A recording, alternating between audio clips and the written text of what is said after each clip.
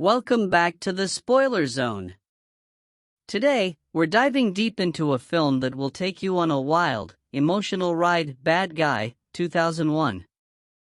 Directed by the legendary Kim Ki-duk, this South Korean gem is not for the faint-hearted. It's gritty, raw, and full of twists that will leave you questioning everything about love, morality, and redemption. Buckle up as we unravel the intense story of a pimp and his prey, and how their dark, twisted relationship evolves in the shadows of Seoul's seedy underbelly. A fateful encounter. Our story begins on an ordinary day in a bustling park where the lives of two strangers collide in the most unsettling way. Sun-hwa, a demure college student, finds her world turned upside down when a mysterious man named Han-gi plants an unwanted kiss on her lips.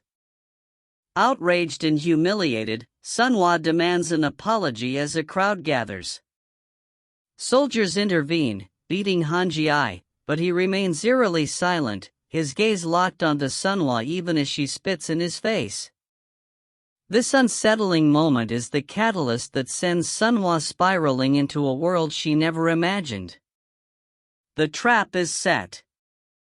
Later, in the serene aisles of a bookstore, Sun-hwa tears a page from an art book featuring Egon Schiele, a fleeting act of rebellion that mirrors her unraveling life. Unbeknownst to her, Han-gi's associates have planted a wallet nearby. She pockets it, only to be confronted by its owner, who accuses her of theft. Trapped and unable to return the non-existent money, Sun-hwa is coerced into taking a dubious loan, her face and body the collateral.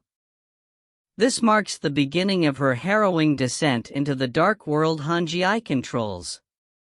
Into the darkness. Sun-hwa is dragged into a small, decrepit brothel, her pleas for help falling on deaf ears. Here, she must work off her debt, her innocence stripped away in a series of heart-wrenching scenes.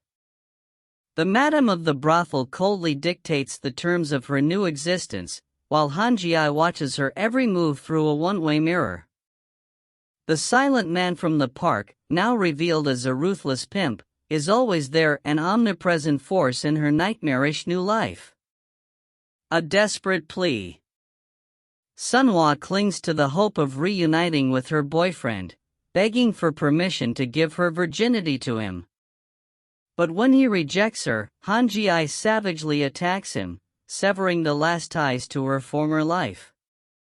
Sun-hwa's transformation is painfully stark as she grapples with her new reality. Yet, in a twisted turn of fate, Han-gi's brutal control begins to show a bizarre form of protectiveness, adding layers of complexity to their relationship. An ill-fated escape. Hope flickers when one of Han-gi's fellow pimps, smitten by Sun-hwa, helps her escape by pulling the iron bars from her window. She sneaks away, only to be hunted down by Han-gi. Using a clever ruse with a t-shirt, he tracks her to a beach where they witness a woman's tragic suicide. The sand reveals a torn photograph, a poignant symbol of shattered lives.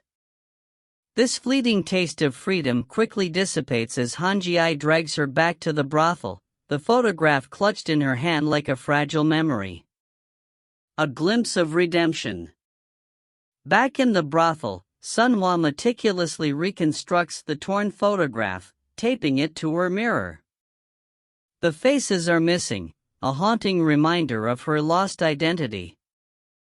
Meanwhile, Han-gi's world is thrown into chaos when a rival's attack nearly kills him. Despite his injuries, he refuses retaliation, showcasing a peculiar sense of honor.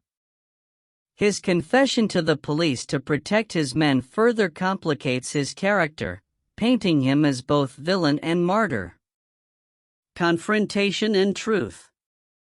The climax builds as Sun-hwa discovers the one-way mirror, realizing she's been a prisoner under constant surveillance. Shattering the glass, she faces Han-gi, and the truth unravels. The torn photograph, pieced together, reveals the faces of Han-gi and Sun-hwa, their destinies intertwined in a tragic portrait. Han-gi pays off her debt, setting her free in a physical sense, but the emotional chains bind them both.